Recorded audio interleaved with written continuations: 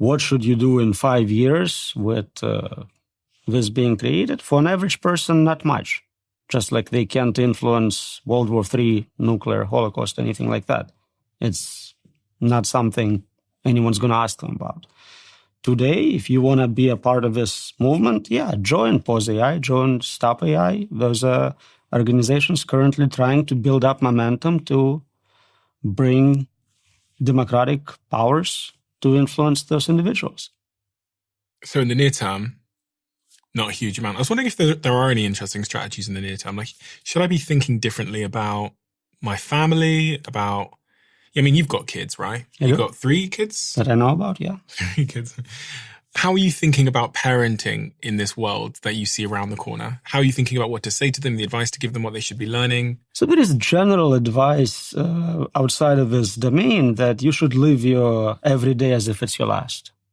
It's a good advice no matter what. If you have 3 years left or 30 years left, you lived your best life. So try to not do things you hate for too long. Do interesting things.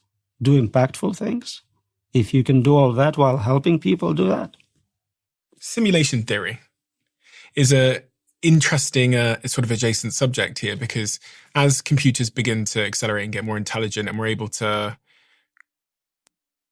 do things with AI that we could never have imagined, in terms of like, imagine the worlds that we could create with virtual reality. I think it was Google that recently released, what was it called?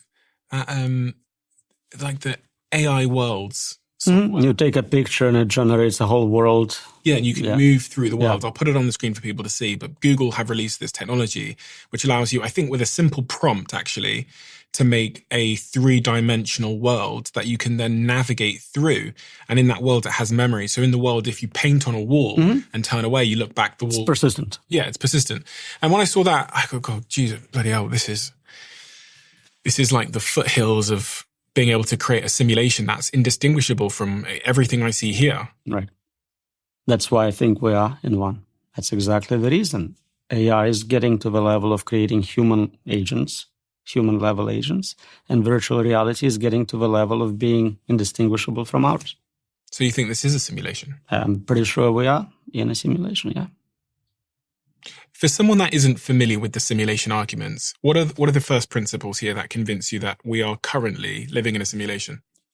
So you need certain technologies to make it happen. If you believe we can create human-level AI, and you believe we can create virtual reality as good as this in terms of resolution, haptics, whatever properties it has, then I commit right now, the moment this is affordable, I'm going to run billions of simulations of this exact moment, making sure you are statistically in one.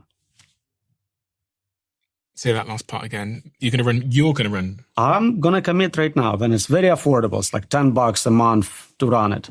I'm going to run 1 billion simulations of this interview. Why? Because statistically, that means you are in one right now. The chances of you being in the real one is 1 in 1 billion. Okay, so to make sure I'm clear on this. It's a retroactive placement.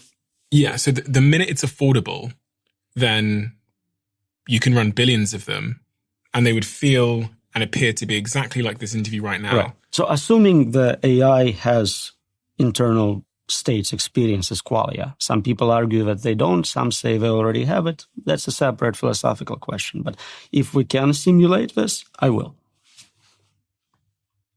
Some people might misunderstand. You're not saying that you will. You're saying that someone will. I can also do it.